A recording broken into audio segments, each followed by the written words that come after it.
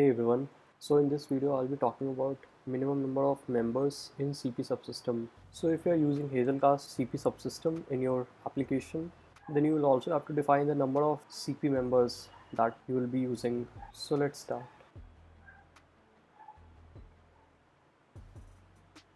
So basically the minimum number of nodes required in a CP subsystem is 3. If you are going to use CP subsystem, you should have at least 3 Hazelcast nodes running. Then only you will be able to use CP data structures. I have collected some of the screenshots from Hazelcast official websites itself. I'll add the link of all those official resources in the description. So in this first screenshot, as I have highlighted, you can see that it's written that an odd number of CP member is more advantageous to an even number of nodes because of the majority calculations. Basically, CP subsystem follows a cap principle. So a consensus algorithm runs internally which calculates majority. Now the formula through which the majority is calculated is written in this screenshot as well, which is n by 2 plus 1, where n is the number of nodes running in Hazelcast cluster. So let's say if n is 3, then the majority will be 2. That means even if one member goes down or becomes unavailable due to network partitioning, the other two members will be up and CP subsystem will remain operational. So this is the case with 3 CP members. Similarly, for any odd number greater than 3, that is 5, 7, 9, the same formula will apply and the explanation will be same. You can also have even number of CP members, but that is not going to help you because the degree of fault tolerance will remain the same. So that's why there is no point in choosing even number of CP members.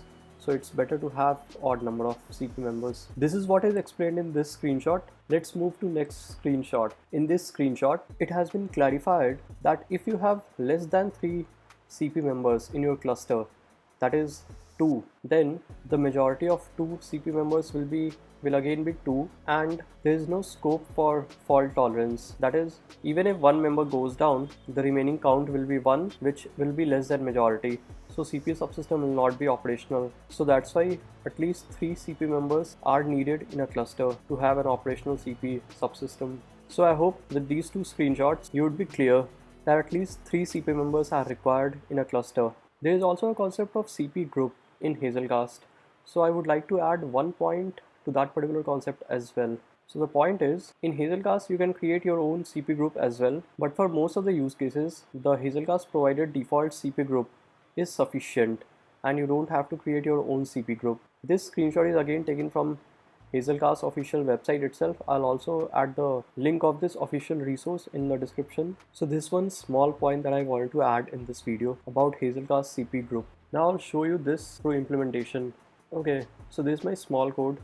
In this code, what I'm doing, I'm simply starting Hazelcast instances. My hazelcast.xml config file is present in my resources folder. Let me just show you. So this is my hazelcast.xml. It's already opened, and here you can see that the number of CP member count that I have defined is 3. By default, its value is 0. That means CP subsystem is disabled. So we will do some experiment with this particular configuration. Let me just change it to 1, and now let me just run my code. Okay, so it gave an error.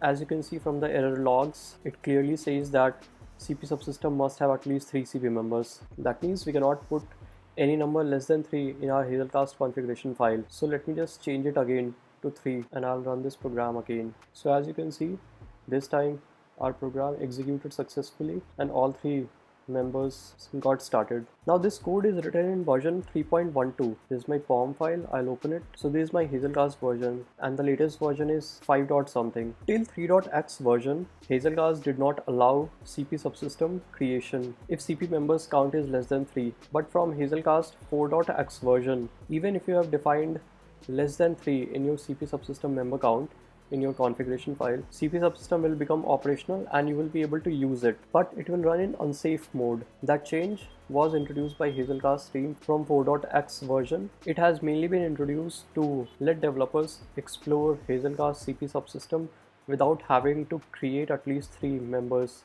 in their cluster. Running CP subsystem in an unsafe mode with less than 3 CP member count is not for production environment. But in this 3.12 version, that feature is still not there. That's why we got that exception. But from any version from 4.x, you will not get that exception but you will see a log that will say that Hazelcast CP subsystem is running in an unsafe mode. So that's all about this video. I hope we are now clear with Hazelcast CP subsystem minimum members count. See you in next video.